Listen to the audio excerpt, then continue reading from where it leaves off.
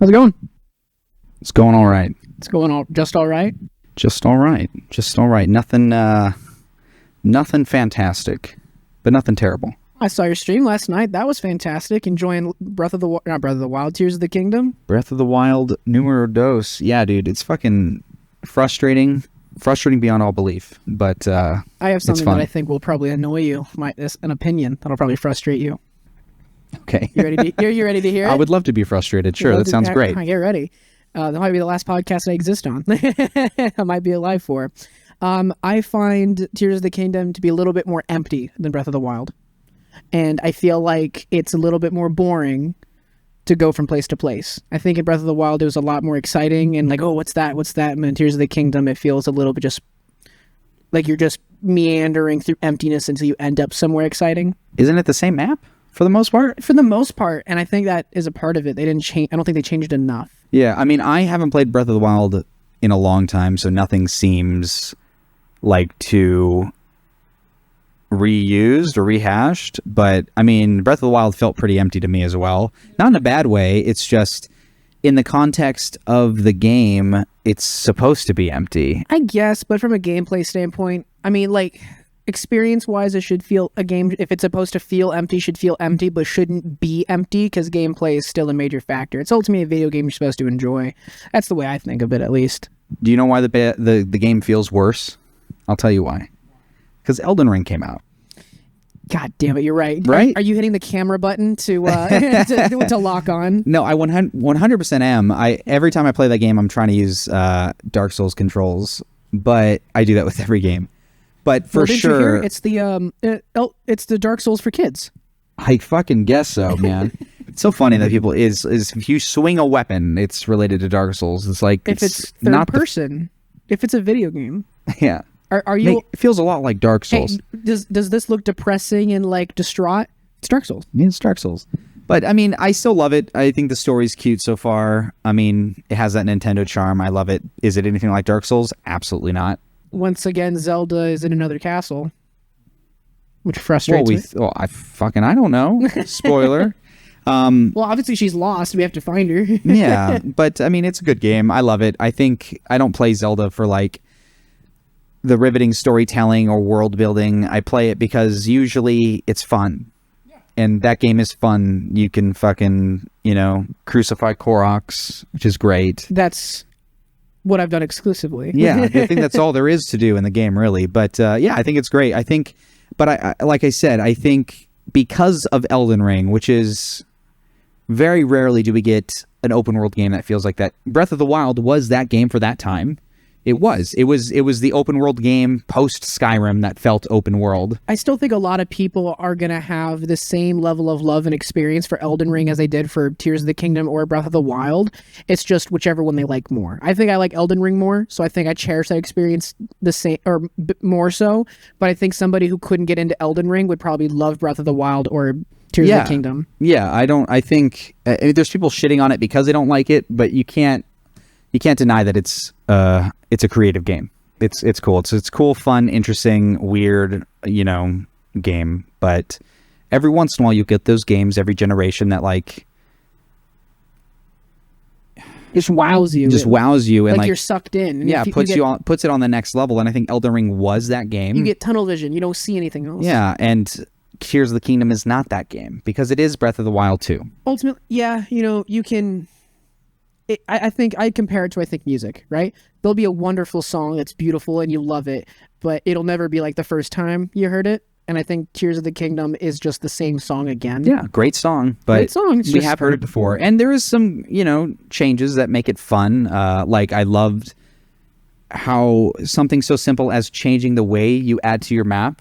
It was just so different than Breath of the Wild when you like get shot up through the tower and stuff. Yeah, like that's really creative and it's fun and it's goofy and it's silly. I think more games need to not take themselves so seriously, and I think that's why some of the best parts of Tears of the Kingdom are so much fun, is because it's not taking itself seriously. Like crucifying Koroks, that's not taking itself seriously. And I'm sure that the developers intended for that to happen. Absolutely. Yeah. That's a key. It's in a tutorial. Yeah. Or my favorite part is you put your Shrek cum to stick things together. That's great. Or the spear being the best weapon in the game. Spear is I just great. learned about the spear, but I'm excited to utilize it. Another great combination, because it's easy, it's always available. You know the Bokoblin arms that you get from the skeletons? They do 20 damage, but you only get like 3 hits. Combine them with another, and it's 40 damage with like 5 hits. That's ridiculous. And you get like 100 of them for nothing. That's funny. Yeah, I love shit like that. We have the PlayStation Showcase. What's it called? I think it's next Wednesday. I'm not sure. I don't play PlayStation really. Oh, gross. Fucking get out of here. I grew up with Halo and Xbox. What do you want? Another fucking podcast partner. Well, remember, it took you a year to decide if you even wanted me around, so. Yeah, and now I'm rethinking it. No, okay. But PlayStation Showcase is coming next Wednesday, I believe. So, I mean, it would already have been out by the time I post this probably. But I saw new Mortal Kombat shit. Mortal Kombat is now Mortal Kombat 1. So that's something I'm excited for. Yeah. Thoroughly excited for. So I thought, I love fighting games. I don't play them too often because I play it for like 3 weeks. I put hundreds of hours in those 3 weeks and then I fucking drop it because it gets old. But I find them to be so much fun. And I was excited when I saw the new Street Fighter, how you could just square up with any random fucking person on the street. But Mortal Kombat reignited even more excitement because they've been messing with timeline shit for like 20 years. They're like, oh no, this is the same universe. It's just like alternate. Raiden was fucking with that weird Tear of the Kingdom around his necklace, around his neck, like, and now they're finally like doing their it's still like a time reset. It's Liu Kang after he became god of the universe in Mortal Kombat 11, him resetting the timeline. But I think that's good, because Mortal Kombat, for a fighting game that's supposed to be a simplistic reason as to why you're kicking each other's ass, has gotten way too fucking complex. Yeah, and I think Mortal Kombat's probably the only like versus fighter that has such robust storytelling. Yeah, it's not exactly like the Citizen Kane of storytelling. Yeah, but I mean, it's fun for a video game that's just about you punching a dude's jaw off. It's got a pretty in-depth story that does pretty well for itself. Yeah. So I'm excited. Mortal Kombat 1 looks cool. You know, I guess kind of like going back to basics almost, which is nice. I hope they revert some of their format, because I know it's like, how do we make a game more interesting and exciting? And the X-ray, the X-ray mechanic that's been in video games or fighting games forever now, where it's like, oh, you build up a meter and you get to do a crazy cool combo that does a lot of damage. It's unavoidable. Once it lands, that's just it. It's done. I kind of want them to take that away, because that's been around in video games now for like 12 years, and I think that's become industry standard. And I feel like instead of them finding a new way to innovate their game by adding shit to it, it'd be great for them to take it away, because then it makes us have to think a little bit harder about combat. Because I can tell you how many times I fought in like online modes and I've lost just because a guy had a lucky XY button prompt that just let him just obliterate me, which fucking sucks. It's no skill. I know you don't fucking care, but Final Fantasy 16, it will probably have a big showcase on Wednesday as well, which would be cool, which is like the last opportunity they have to show off the game. I think there'll be a demo as well, because it's out next month. Well, I think that I'm going to try to encourage some excitement, because you and I have been talking about playing Final Fantasy 14 together when I get my streaming setup put together. And I think that'd be fun, because I've never 16 is a lot different than that. I know it'll be a lot different. You would different, like 16 because it's literally, it's a jump away from what Final Fantasy usually is. And that's why I wanted to play 15 for a while, because I just thought it was cool, a bunch of teenagers in a car. Oh God, Sarah started playing the other day. I mean, it's good, it's fun, but it's just boring. It's like the gameplay is very, like, you don't do anything. Like, once you start playing, it'll be like, okay. Like, it's you just hold down circle to attack. It's not like button presses or anything. It's kind of weird, but it is fun. But definitely not their best work. When you and I had first met, I had just gotten my PlayStation, my very first PlayStation that I owned since the PS2. And I got it used just on a whim, because I wanted to play Uncharted with Amanda, and I didn't want to borrow her brother's PlayStation, so I just bought my own. And with it, I got Last of Us, and I had gotten through maybe the prologue. And you were really pissed with me that I hadn't played it yet. So I remember, like, that afternoon, I was like, all right. And I spent like a week just doing nothing but playing that game. And and delving myself in the universe, and I fell in love with The Last of Us. It's great. Did you play number 2? Not yet, because I've been told I don't want to be disappointed. I heard how bad it was. No, so people don't like it because people are fucking dumb and they think that their writing is better than professionals. Your opinion is better because you like. No, not my opinion. I'm saying the game will make you angry. The game will make you upset. The game will make you hate its characters. That's what it will make you feel. It is not a feel-good game. And because of that, people didn't like it. They hated every decision made because Last of Us is fucking crazy. Well, they're all evil people. Well, the thing and that's exactly what I was going to say. Yeah, you it's not a happy The Last game. of Us one that made me like Joel. It made me hate Joel in a weird way. Is that Joel is not the good guy. No one is. No one's the good guy. Like, there are people that are obviously better. Like, I don't think Joel is the villain, but he is not. He's like the Punisher. Punisher, he does all right things, but in the worst possible fucking way. Like, it was probably the worst decision for humanity for him to save Ellie. But I mean, it's cute, I guess. But people look to him as a hero, and then obviously you already know he dies, so it's not a spoiler thing. I think the way he dies, though, is a little wrong. It's supposed to make you seethe with anger. It's supposed to make you so angry. And people bashing on the game, I hope the people at Naughty Dog are like, yep, this is exactly what we wanted. Because you know what? It still sold great. Got awful reviews because people were pulling out their hair, being so just upset about Joel, and you don't like the other characters. But play through it, and I challenge you, like, it is world-class storytelling. World-class storytelling. Okay. Yes. I'll get it. I'll play it's it. gutting the whole way through. You're like, the game makes you do things, and you're like, I don't want to do that. But you have to hit this button to do this. It's not giving you any other choice. Either hit that fucking button or turn off the game. Yeah. And it makes you feel like garbage. And I'm like, dude, no game has ever made me feel this abysmal I think you're just before. into sadomasochism because you just want to be. Yeah. No, it's great. It's a great game. Nintendo's weird. It's like the Disney of video games. And you know, like when you meet those adult Disney fans, Adult Nintendo fans are probably the same. they're exactly the fucking same. It's weird, man. People that are like rock hard for like Mario still. It's like Mario's a great fucking game, but I Still mean, think he's being held up by nostalgia, being like the oldest character. And well, I think it's just you're looking with people that are like gung ho for Nintendo. Usually, it's because they are playing games for that fun factor.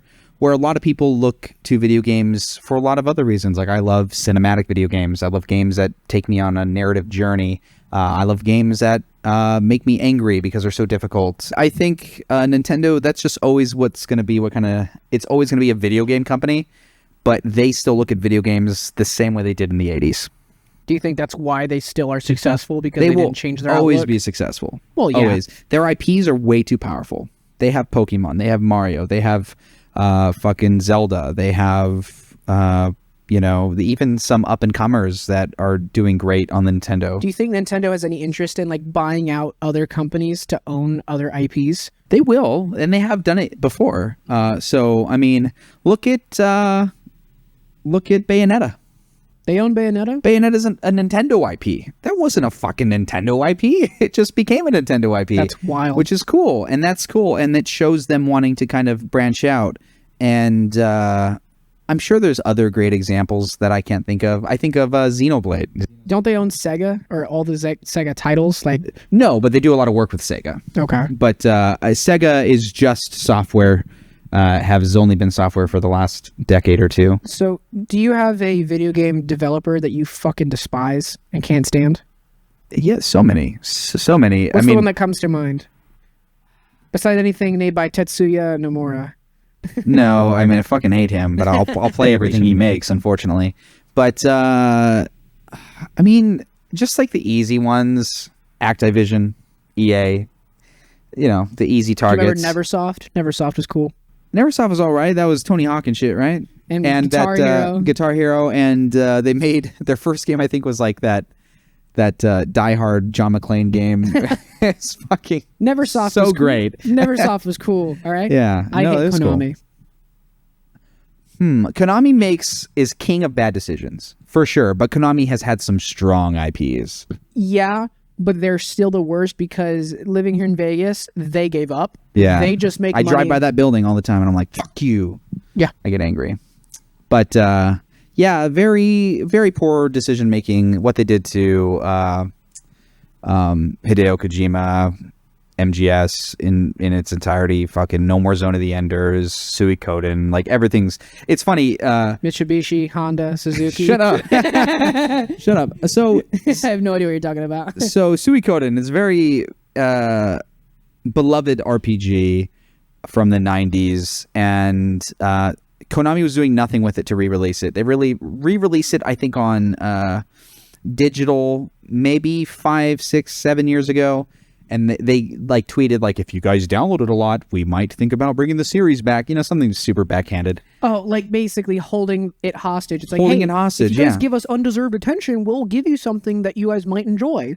Oh, we didn't get our attention? You're not getting it. Like, Exactly. So what happened is the creators of Suikoden jumped ship, and they made a spiritual successor, which I think one of the games already came out. The actual spiritual successor is coming out this year. It's like Yuden Chronicles, something like that. But it looks beautiful. Isn't that kind of what happened with the Callisto Protocol and Kind of. and Dead Space? Kind of. But so that game's releasing. Everyone's hyped for it. And what Konami does and says, okay, you know what? We are going to re-release and release the same year as Yuden Chronicles, the spiritual successor, Suikoden 1 and 2 HD. Like, they're remastering it and making it gorgeous. And it's like, how fucking mean are you? Like, just because... Like, so now the people that created Suikoden 1 and 2 created this new, beautiful spiritual successor. And then Konami says, you know what? Fuck you guys. We're going to release that game anyway. And we're going to try to outsell you. Like, that's so slimy. I'm glad I get Suikoden 1 and 2 again. And I'm glad to get Yuden Chronicles. But it is pretty slimy. That is slimy. I think Konami's fucking weird, man. business decisions that are slimy are both my favorite and my least favorite decisions, because sometimes it's funny. Sometimes it's funny and sometimes it's fucking smart. It Like, can be smart. Like, it's- sometimes they do it and you're like, damn, that was evil, but That was evil, I but gotta that was give good. credit to Yeah, that. That was exactly, fucking, yeah. Like, I think one that was dumb but funny because of how just awful it was Metal Gear Survive. Oh, yeah. That was probably one of the biggest examples of that.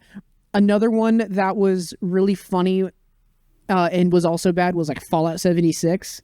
That was awful. Was that not... That had nothing to do with Bethesda? That had everything to do with Bethesda. So what? I know Fallout 76 was on paper. It sounded like a really cool idea. I was like, Oh, yeah, it I was did. genuinely excited. Do you know what my exact words were to my best friend when I saw that the teaser trailer? There's no way that this game could be bad. Those are my exact words. That phrase did not age well. No, it did not. I pre-ordered that game too, the $80 special edition. I remember opening up the package. My mom had picked it up from GameStop for me, and I got off at the bus, and she goes, "Hey, I'll meet you at McDonald's. We'll get lunch." And she hands it to me. And she goes, "I know how excited you were for this." And I was like, "Yes!" I remember getting home, and I was like, "What the fuck is this?" Anyways, I think that there was probably like 3 major mistakes that they made, and if they just didn't make these 3 mistakes, Fallout 76 would have been fucking golden. It would have been like, maybe not the best. They're trying to be like the MMO RPG of like first-person shooters. So as far as MMOs go, I don't think it would be WoW. I don't think it would be Final Fantasy 14. But I definitely think that it'd be like a competitor with like Fortnite if it was successful. They didn't upgrade their engine. They're using the same engine that they used to make fucking Fallout 3. What?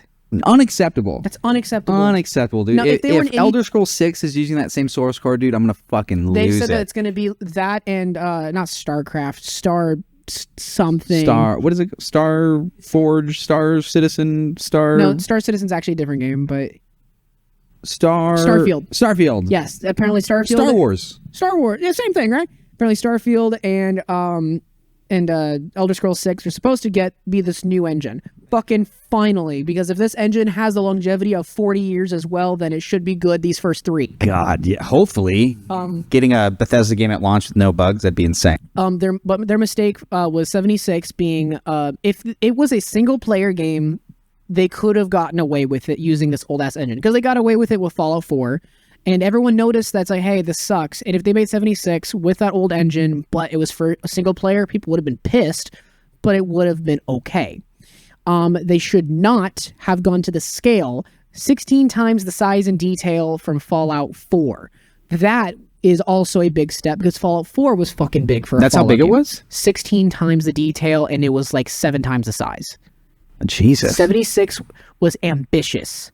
They would have needed way different technology. They needed more time too. That was the other thing. They cut their time. I know that's a big thing right now, is that companies will make a shit ton of money by overhyping a game, making it seem great. Like look what CD Projekt Red did with Cyberpunk. They overhyped a game, made it seem way too big. They recently released the game was because investors needed them to cash out to make money, and the investors sold out on all their stock. Like right when the game released, when they realized that it was dog shit, people are selling out, and that's how CD Projekt Red made shitloads of fucking money. It's smart, it's slimy. That's one of those slimy things we were talking about. That's smart, and you gotta admire it, but it's come on, because that bullies us, the consumer, which they don't care about. But 76, if they had just waited, given it more time, even though it was ambitious as making it as big as it was with this old ass engine, they just gave it more time. It made it a little bit smaller. And even if they used the same engine or switched to a slightly better one, it would have been better. Yeah, and they skipped Fallout 5 through 75. Why is it called 76? Is it because it's the year 76? Vault 76. Okay. Yeah. Which, by the way, do you know why it's called Vault 76? No. It's my favorite Fallout fact. It was made...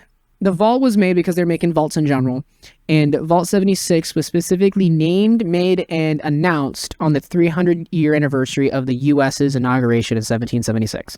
In 2076, they opened up for business and like cut the giant rope, and Ron Perlman was there for the opening, and that's just cool to me because America.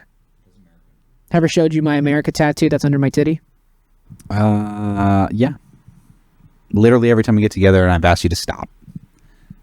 No, Fallout 76, I think, is one of those games. It's an example of ambition. A lot of companies, it's not just video games, people have ambition for a project, and I think that their ambition outweighs what they have at their in store for both talent and materials. So I think of something their ambition outweighed it, but it worked out for them, was the original Tron film. Remember how ahead of its time it was? That its ambition right there. They had just the right amount of talent, even though they didn't have the right technology for it. So even though it looked kind of hokey, it was amazing. It's still entertaining to this fucking day. And I mean, I'm one of the guys that enjoyed the more recent one. I thought it was a lot of fun. Oh, so did I. I mean, I watched it as a kid. And I'm excited for the new one they're doing, but... new one? I guess. I think they're doing a new one. Yeah. Where'd you hear this? They had to. Production lists post a kickoff date of July 3rd. Tron Ares. Ares, like the god? Ares. Yeah. Let me see. Ares, yeah. Wow, that's cool. Talking about like ambition, and I wanted to segue into this because it's something I wanted to talk about. It's been kind of funny seeing the battle between the platforms of YouTube and Twitch fighting for like most popularity or most viewers kind of thing? No, so it's weird. So you'll see a lot of people jumping ship from Twitch. Not so much anymore. You see it kind of in a laughable sense where you'll see the bigwigs do it. So then thinking it's going to make them money. No, the bigwigs do it because they have a contract and they get more money to do it. That's all. Like I think what started this was when Dr. Disrespect got banned from Twitch, which... What? You didn't know this? This happened years ago. I don't watch Dr. Disrespect. I just have his clips pop up on TikTok, and I think he's fucking hilarious. He's great. He's definitely one of the best streamers. But yeah, and he... I don't know if we mentioned this the last stream. I guess not.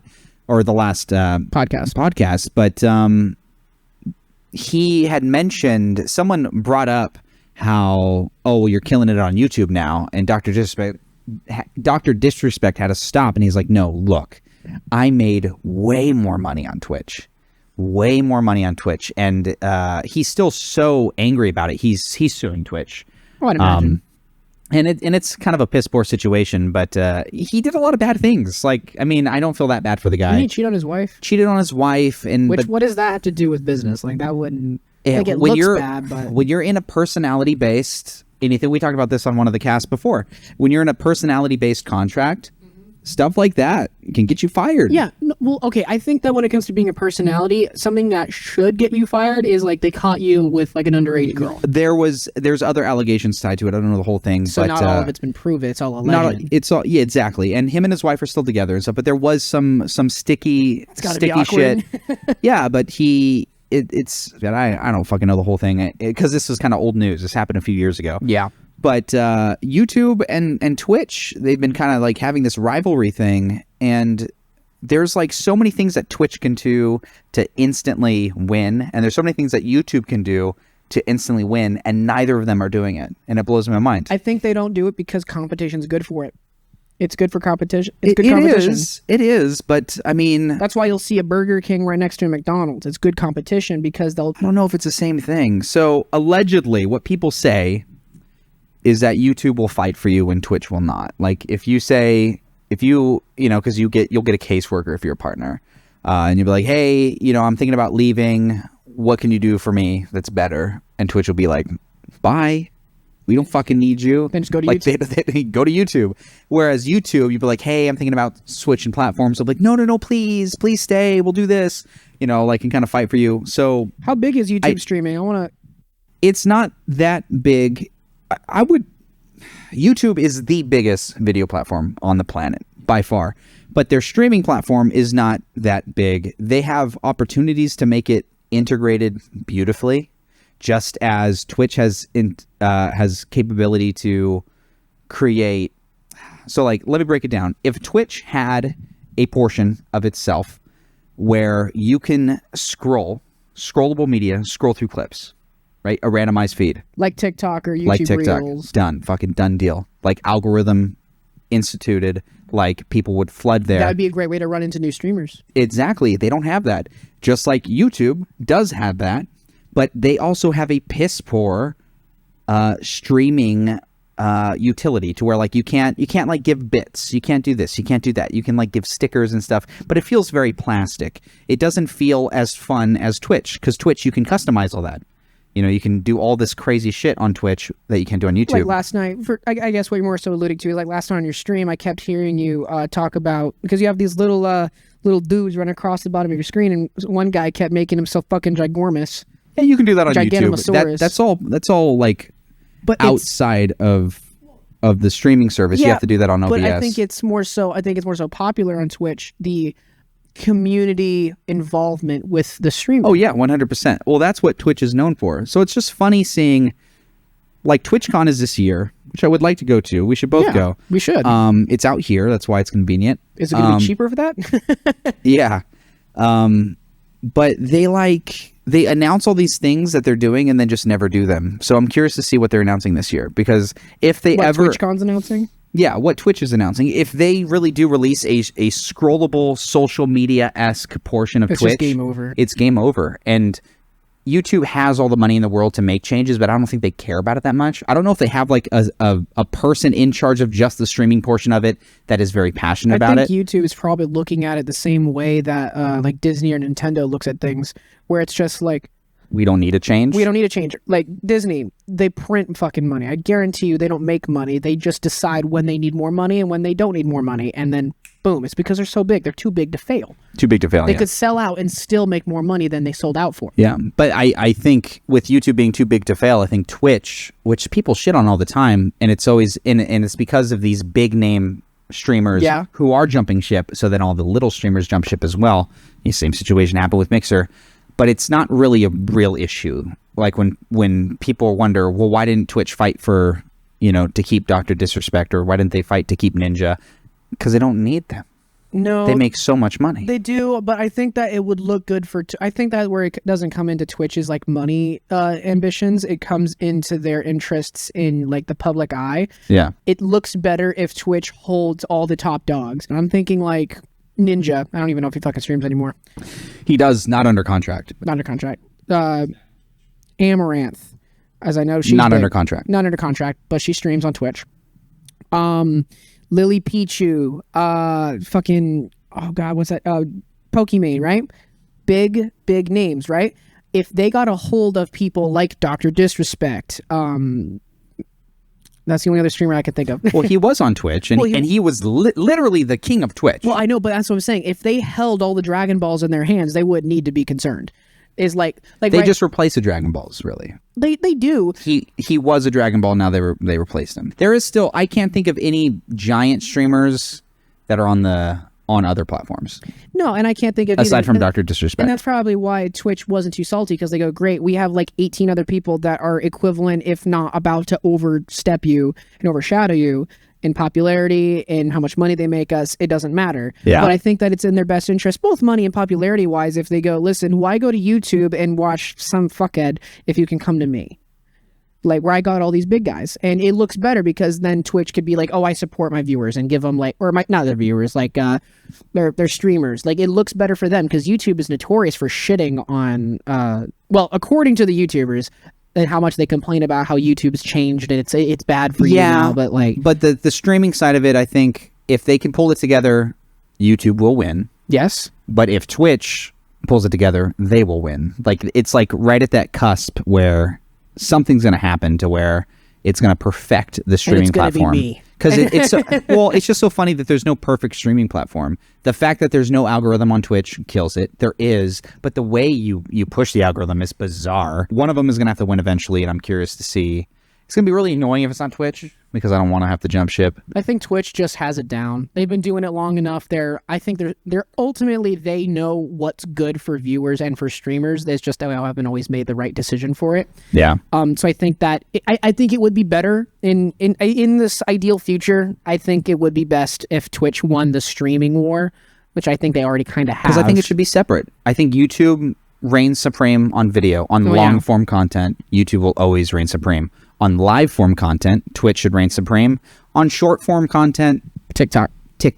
Like, those are the kings. Even, you know, as weird as it sounds, even like Instagram Reels. Instagram Reels is really big as well, but TikTok is still bigger right now. It is. But I'm curious. I like things being separated because they work in conjunction with one another. It's a nice balance. If one had everything, God, I think about the saturation on Twitch, the saturation on TikTok, and if that was all on one place, it'd be fucking bad. Like, if what TikTok brought to the table, Instagram, YouTube, Twitch, fucking Twitter, if they all came, basically, if a service brought them all together into one cohesive unit, do you think that wouldn't be a good? Bad idea. Do you think that's because it like monopolizes a market, or do you think it's because it oversaturates? So the people that are lazy for one medium, like people that just stream but don't want to touch other social media, that's good. Keep those people out of everything else. If there's something where everything was connected, then all of the bad will be in one place rather than separated. Okay. And that's what I mean. Like, you need to be driven enough to know you have to diversify to other platforms, and that's what sets you above the bar. But imagine if everybody that wanted to be below the bar was on one platform, it'd be kind of a disaster. Okay, I can see where you're going. I can see what you're saying with that, and I agree. All right, so then for streaming, assuming that Twitch, say, wins, and that's just a platform then to get in on early before it wins, even though it's already a multi-billion, gazillion, trillion-dollar business, what do you think is the best? What do you think is the best thing to do for a streamer, especially a newer streamer? What's the best thing for them to do? I mean, you have to. There's this weird thing where people are multi-streaming, which is against your contract. Like, I'm an affiliate, so I have I'm not allowed to stream on other places. So you can stream on Twitch, but you can't like double dip and stream on Instagram simultaneously. Okay. Yeah, you can stream on other places, but I know what a lot of people do is they stream on TikTok and it's just their face. It's advertising. Yeah, but you need to pick a place and like go gung ho with it. And what I see people doing is they don't have that tunnel vision to where, like, the thing I see most is people think, I'm going to stream every day and I'm going to get big because of it. And they think that's because they're streaming 12 hours a day. It's not. It hurts more than it. I mean, the only way you're going to get an audience is by diversifying and doing other things on other platforms while funneling people to, if you want it to be your main thing, your stream, and having that be quality content. Okay. So we already mentioned some of this on the first episode then, so kind of stepping away from being a broken record, then what do you think what's a common in an audience that people look for as far as personality wise? Not saying people have to change their personality or their attempts, but like, people obviously watch Amaranth for her personality. 100%. Personalities, it's in here and here. Yeah. You have two places for it. She's got it in both. Yeah. But then people watch, like one of my favorite, I watch him more for YouTube, but he does stream from time to time, is General Sam. Yeah. He's funny. People watch him not for his gameplay and not for his looks, because he's got to be one of the ugliest fuckers I've ever seen. He is really funny. At least for his content, he's funny. I think people look for different things, and you have to fill one of the niches. Some people want chill streamers. Some people want loud, obnoxious streamers. Some people want funny streamers. Some people want a buddy, you know. And it's you said something interesting. You said you don't have to change your personality, but oh fuck yes, you do. Well, because we mentioned this on the first cast. Like if you want to be in content creation, you have to be at least a sliver interesting. Well, I think it's like the professionalism changes. You're not necessarily changing like your personality, you're changing your professionalism of it. So like when you work in a job and you are geared towards your work ethic, but your work ethic is not you filing papers or flipping burgers, your work ethic is entertaining people. And I think that's necessarily how it changes. So you're not changing like who you are and how you act and what you say. It's more so how you say things. Yeah, and I think it's like this weird balance, because eventually it becomes your personality. They say the mask you wear the most is the one you become. Yeah, exactly. And I mean, I can see myself, I'm a very introverted person, but I can fake it with people very well because of my day job, and also because of streaming and content creation. I can kind of put on that mask and kind of... I'm a pretty extroverted person, but the way, and I think Amanda put a pin on it perfectly, is that I'm the most extroverted introvert. I like being around people, but I don't like going out and about. Yeah. But I know I have to do that. Like, I can't exactly like stay inside and go out drinking. Like, that's not how that works. I can't ride motorcycles in my bed. Like that type of mentality. I think that type of mentality, being an extroverted introvert or an introverted extrovert, where it's like you'd rather be inside, but you're a very excitable person. So it's like the opposite interest. I think that helps with streaming, because if you're all geared one way and you're min-maxing, I think that hurts your personality. I love using the term min-maxing in real life. My favorite way, I heard someone use it. I was talking to a coworker, I think, about the autism spectrum, and because I didn't really understand it, I didn't hear about it. Was like right when I had heard that the term it was called now being on the spectrum instead of being autistic or having some disorder. It's he's on the spectrum. So I was like, well, how's the spectrum work? And someone showed me a picture, and it looked like a Dragon Ball Z, like stamina, ki, attack, like, and I was like, what? You put points in this shit? I don't understand. And essentially they said that like every person essentially, for example, has like 100 points and it merges in different directions. That's a fake fucking example, but like a lot of people will be like, they're socially awkward, they can't talk to anyone, and they break down and have a freak out session if someone even so much as looks at them. Yeah. But then other people on the other end are really enjoying with interaction with people. They just don't know how to act not say act properly, but they act uncomfortably. I think that's probably the best term I could use for it without being too insulting. And then other people are like hyper-focus. Yeah. Like they sit there and you show them like Cocomelon, and then they're there for like hours watching that. I don't know why I said Cocomelon. Yeah, that's a fucking weird example. I don't know. I mean, like there's like, savant syndrome, where people are hyper-focused on one thing and they're like incredible at it. I think the savant syndrome has got to be probably I know that a lot of people, that's like damaging to their personality and their lifestyle, but dude, for like people like you and me, that'd be amazing. Yeah, I mean, well, I don't think people with savant syndrome, it can hurt a lot of their relationships. It could hurt the relationship, sure. Like, imagine Mr. Beast's relationships with people. It's probably awful. Yeah, I'm not. I did say he's like a savant. I don't think he's legitimately a savant. No, probably not. But he could possibly be on the spectrum. Sure. I mean, everyone's on the spectrum somewhere.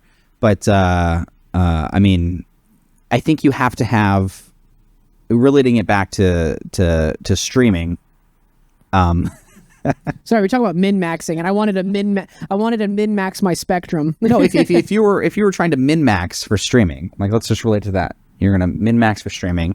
You have to know that your base stats, your base personality is not enough. This is awful. It never is. It never is. You have to. It like takes effort to change. That's where you have to start depositing those points that you've been saving up. Yeah, but people look for different things. So there's a niche for everybody. You know, like VTubers are fucking huge right now, which is so bizarre to me. I don't understand I it. couldn't VTube. But it's I'm big. too good looking for that. Oh God. But it's big, and it's big for a reason. So I can't shit on it. You know what I mean? Yeah. ASMR, fucking licking ears and shit was a meta for a My minute. favorite ASMR is people who are, it's could be super relaxing and super chill, but then they increase the gain on their mic and they just take like a frying pan. It's like boom, boom, boom, boom. That's my favorite. That's funny. But yeah, there's different things for different people. There's people that stream and they just fucking sleep on stream. People watch. And I think what's really popular, or was popular for a while, were not even people playing video games. They were, and that was like the visual aspect, but their entire entertainment, they weren't even, it was all geared to their audio entertainment, was people like I'm gonna struggle with this, like Smitty and oh my God, how am I struggling here? Like Soup, you know those guys? Mm-hmm. Smitty, Soup, that guy that always has like a box for a head. Those guys, all their content exclusively is just them talking to each other while playing video games. While playing video games. But none of it is about the video games. It's just exactly. A visual aspect. It's just a visual aspect. And Swagger Souls. Which is brilliant. And that's more of a meta for long form content like YouTube content, or clips, short form content. But I think of bringing back Dr. Disrespect, probably the epitome of entertainment on streaming, because I was just watching his clips earlier. Because he puts so much into it. He puts, the set pieces. He's probably among the most passionate, because like look at his getup. Like, how many streamers do you know that have a whole fucking like wardrobe dedicated to just streaming? Yeah. Like, he does not look like that. Have you ever seen like Dr. Disrespect on his day off? Yeah, he's normal. He's fucking handsome. He's like 7 feet tall. 6'8". Yeah. 6'8". But he's a normal looking dude. The mustache is real. Oh yeah, and Mustache that's the most is real. impressive part, is that 43-inch vertical leap. It's fucking insane. I'm not gonna sell. He sells enough for himself. Anyways, but like, you don't see many people that have like an entire persona that's dead. Now he nails it, because I'd imagine he's a lot like that in person anyways, like the way he acts and talks, which is great, because that brings back to like, you don't have to change your personality. You just have to kind of ramp it up a little bit to a different height. It really depends on where you want to be. If you want to be like, okay, we went and popped in on Zordon stream last night. Yeah, totally different streamer than how you are. Yeah, but she's not like that in real life. I imagine not. But she has to because that's the demographic she's catering to, is the fucking simp neckbeards. Exactly. And she'd hate me saying that, but she knows. And that's like, know your audience. Yeah, Before she you do knows anything, know your audience. her audience. Which first means you have to establish an audience, which I think helps. If you know the kind of streamer you want to be, the kind of content you have, then you have to know the audience of that type of. So it's best to have idols. Have idols. Like, I don't want necessarily your type of audience. Not saying I don't like them. It's just the interaction. I want something a little bit more like probably mainstream for when I start streaming. I want something a little bit more like, it's a lot of jokes just being flown around. It's a lot of people just like making fun of me while I tell them to go fuck off. I think that would be really enjoyable, and that makes me sound like I say a masochist now. Yeah. Well, I mean, I shoot for a toxic community, because that's what I enjoy. And I think I think that's great. And that's what I want to go for. How do I get that? Well, what games do I want to play? How do I want to talk? And then I have to watch streamers that I envy. You have to have some sort of envy that have that what I want, and then see what are they doing differently. Yeah, but it's so much more than that. Like, it is more than that. If you go in it with that mentality, you're going to hit a brick wall. The product you want is great. Mm-hmm. But the journey getting there is a lot different than what you'd expect. Like, it's all networking. Like, the one thing I do the least amount is networking. And when all my buddies are passing me up and doing fantastic, it's because they're networking every single day. Yep. Your network is your net worth. Yeah. All your fucking little coin terms. But yeah, it's you need to network. And if anybody is trying to stream and they're wondering why they're streaming to 0 people for 3 years, I hear all the time. It took me 3 years to become an affiliate. That blows my fucking mind. It should take you 1 week if you have at least 3 friends. Yeah. If you have to make the right decisions, and you have to know the right people. And that's not even saying like, oh, I only got my job working in marketing because I knew the CEO. No. That's not the right people. That's just the exact person to get you to the end. Yeah. That's just getting to the end. You need to know the right people to get to the beginning, and that's literally anyone. Like, for example, right? Me meeting you was totally fucking random. I didn't even know you were a streamer until you and I met. And this is an example of networking. Yeah. Oh, 100%. You were just a random asshole that I fucking met, and it just worked out great. Or like, you know, say if we fucking do go to TwitchCon and meet somebody, get them on the podcast or something, that's networking. I met the CEO when I was 15 because he needed volunteers because his, at the time, was a smaller convention, was growing to be like AAA. I was right there at the right time. Now that's a little bit different. That's still network. That's still networking. And that was the right person, and I was very, very fortunate to be in that position. But there were so many other people in my position at the exact same time, hundreds, if not thousands of other volunteers that weren't taking the same steps. And I think that's just what makes it that much different. Ending it with talking about networking, because I like the idea of diving into that a little bit, because it's such an anomaly with content creation. I have so many friends, like I have a buddy named Gim who... I have another buddy named JG, who's a better example, who they, like earlier when I said like, you can't stream every day and like have growth, but you can watch streams every day and have growth because you're networking with people, you know, streaming your baby stream into, or rating your baby stream into like somebody who has quintuple the views. Like that's smart. People don't like to do that because it's embarrassing. It is embarrassing, but I think you also have to look at it as to like the right streamers. So you streaming or rating Zordon last night. She was I don't know how many viewers she had prior. Oh, she was killing it. Anytime she plays 14, she does, that's like her strongest game. People don't get rated every 4 seconds. So seeing that works. So imagine you're streaming and you raid a bigwig. Yeah, I did it last week. I always am afraid to do it, but these streamers know me. Like I've rated them before and we've talked, but my pride gets in the way where, you know, I'll raid like a streamer I really like watching. His name is Sebi, and he blew up. This is because of like his YouTube channel and stuff. He has a strong YouTube channel, but he's some guy from Australia. Of course, Australians are very popular for some reason. But he does great, and you know, he welcomes me every time I raid and gives me a shout out and stuff, and like getting to know people above you and becoming comfortable with them, becoming friendly with them, that's networking. And I have built this group of friends where we were all on the same level, and they just fucking blew past me because they network more than I do. And that's like any streamer starting out and they're wondering why they're struggling, network. Yep. Network. Don't think that you can get there individually. You can't, especially on Twitch where there is no algorithm. You need to have friends. You need to ask, but also make sure your shit is quality. Yeah. If your mic sounds like shit, ask a buddy. If your camera looks like shit, ask a buddy. If your lighting looks like shit, ask a buddy. Find a stream you like. Ask them what they do, because streamers love to talk about their own shit, and they like to help usually. But make friends, man. It's like so important. Like you said, I like how you said pride earlier. You said your pride gets in your way. Your pride and your envy, but 2 of the 7 deadly sins, I think are your 2 strongest tools in streaming. Your pride in how confident you are in streaming, but your envy to know that there's still somewhere you can get to, and that there's other people that are doing it differently or better that you envy.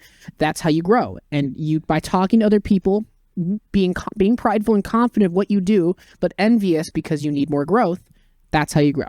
Yeah, you can't let that stop you, because people will give me advice all the time, like, oh, you just gotta, you know, have fun, let it be a hobby. If you don't make money, no big deal. It's like, what the fuck? I want this to be a career. No, I agree. Right now for me, because I'm still getting my shit together, streaming for me is going to be like when I can do it after work or before work, depending on the day. It's going to be, I'm playing video games anyway, so I'm just going to stream it. I'm going to be lighthearted, entertaining. I don't get viewers. Oh, well. But when life starts gearing towards it to get better and better, you guarantee that's going to be that. It takes hard work. People that are killing it, it's not on accident, man. No. It's not, even if it is a little bit luck-based, we've talked about it a few times, there is immense amounts of hard work, and I see people all the time who aren't putting in the work, and that's why they're complaining. One of my favorite stories for growth is actually Jacksepticeye. He got a shout-out from PewDiePie before PewDiePie was this 100 million subscriber count. This was back when he was like, I think it was like 10,000 was, or not 10,000, like 10 million was 100 million. Like back when that was fucking insane, right? And Jack got a shout out from him when he was really itty bitty. And now Jack owns his own coffee company. He lives fucking in like the nicest house. He's like, he worked for that. Now, yes, he got a shout out and that was lucky, but he was already putting out content. He was already putting together a personality. Well, let's put this into perspective. Imagine you get the luck draw, okay? You get the luck draw. PewDiePie is about to shout you out. Millions of people go flood to your content to check it out. You better be on that shit. And your shit sucks. Rest in peace, brother. Like, that sucks. Be ready for the luck, but don't expect the luck. If PewDiePie called you out, like not last stream, I think it was the stream he did 2 days ago. So whenever this releases forever ago, you were doing like a nostalgia thing where you were looking at your old stream from like 3 or 4 years ago. If PewDiePie had shouted you out at that version of you, good fucking bye. Yeah. But this version of you, it's great because it shows the effort, it shows growth. I know you say that you're not doing as well now as you did before, but think about the quality, the effort, and think about the quality's there. What you know there is now growth, versus what you knew then. It reminds me. I'll end with this story because it's devastating. But this is something similar. This is from the music realm. But my favorite record label, when I cared about record labels, was Roadrunner Records. Okay. Love them, still love them. Some of my favorite bands. Roadrunner's not as good as it used to be, but back in the day it was. And I remember when my band released our first commercial record, or second commercial record, we were releasing singles off of our second commercial record. So we already had our first record, and Roadrunner hit us up, and it was a luck thing. It was a luck thing. They heard one song and they hit us up, and because things not being as well as they could have been, like, they ended up turning us down. But just based off of our music alone, they called us up.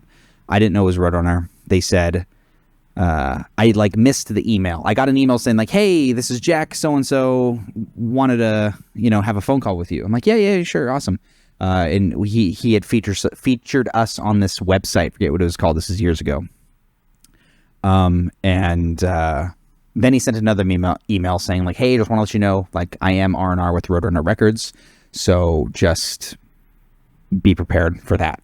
I missed that email. So he calls me up. I'm like, hey, buddy, how's it going? And he's like, yeah. So like I said, I am with Roadrunner Records. And I'm like, what the fuck? Well, I was like, what do you mean? He's like, oh, did you get my other email? I'm like, no. And he's like, yeah, I'm with Roadrunner. I just want to go over a few things with you and see like what your setup is, what's the plan. And I fumbled the conversation big time, like, because I was not prepared for it. We were not in a place that sounded on paper well enough for Roadrunner Records, and we ended up never getting contacted again, which is a bummer. Watch them come scraping back. No. Music ain't it, man. I fucking love it. I will continue to write it. The new band is going to be great, but it's never going to make me money. That's okay. Well, there is money in it. But if you're Metallica, not is, I guess, but I have peers that are making decent, okay money. But the thing is I can't stoop that low to like if I was making 40 grand making music, that's awesome if I was in my 20s, but I can't do that anymore. And to make more than 40 grand in music a year, you have to be fucking killing it. Yeah. Like, the people I know who are successful, they're not successful because of music. They're successful because they do other things next to music. Yeah. They, have, gear companies. They have this or that. They do all these content creation things. So they're making money because they're not making music. They're making money because they understand how music is made. They understand that it doesn't make money, so they got to do other things. Those are the people. So I still have the freedom to make music, and it might do well one day. No. But I need to continue doing other things, otherwise I'm fucked. So rest in peace, musicians. I'm sorry. You know what's going to be strange? Music is probably the oldest medium for entertainment and expression in human history, other than visual art like paintings and shit, right? And murals. Do you think there'll ever be a day where a form of entertainment media is snuffed out? Because if so far, every media I've ever seen, it was invented and it never dies. That's interesting. Do you because think music will ever just disappear? No, it's been around the longest. But it's funny because we thought video games were. I'm sure when film popped up, we thought, this isn't going to be a thing. Moving pictures, that's fucking weird. When Twitch was made, they're like, who wants to sit down and watch a guy play a video game for hours? But now streamers, like, they funnel in, like, they're free advertisement. Oh, yeah. There's so much money in streaming. There's so much money in content creation. There's so much money in YouTube and TikTok and Twitch. And I love that. I don't think it'll ever be snuffed out because everyone wants money. Yeah. So long as money is to be made, it will exist. It's I wish everything wasn't revolving around money, but money is security and security is happiness, unfortunately. I'm not going to say I want everybody to focus on money and what's going to bring you the most money, but focus on something that lets you live a life of freedom and I like what you said last night. It's that money sucks. I'm trying to quote you as best I can. Money sucks. I fucking hate money. Don't be that asshole that saves it forever and ever and ever. Spend the money, live your life, be happy. Yeah, spend the money, live your life, be happy. That's quite the mantra. But also be responsible and take care of your shit. Take care of the people you need to take care of. Yeah, I mean, it's not 1995 anymore where you can just ride your horse and churn butter. It's not. Be happy. Spend your money wisely, but be happy. Yeah, beautiful. Thank you. Hey!